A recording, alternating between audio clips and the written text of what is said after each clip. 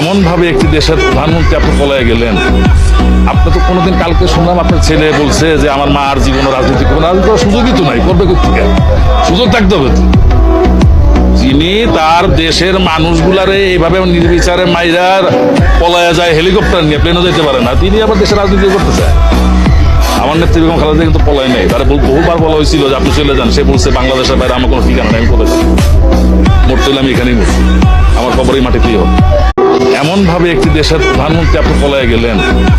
আপনি তো কোনোদিন কালকে শুনলাম আপনার ছেলে বলছে যে আমার মা আর জীবনে রাজনীতি করবে না, রাজনীতি করার সুযোগই তো নাই, করবে কোথেকে? সুযোগ থাকতে হবে তো। যিনি তার দেশের মানুষগুলারে এইভাবে নির্বিচারে মাইরার পলায়া যায় হেলিকপ্টার নিয়ে, প্লেনও যেতে পারে না, তিনি আবার দেশের রাজনীতি করতে চায়। আমার নেত্রী বেগম খালেদা কিন্তু পলায় নেই, তারা বহুবার বলা হয়েছিল যে আপনি চলে যান, সে বলছে বাংলাদেশের বাইরে আমার কোনো ঠিকানা নেই, আমি কোথায় যাবো? মরতে হলে আমি এখানেই মরছি, আমার খবরই মাটিতেই হবে।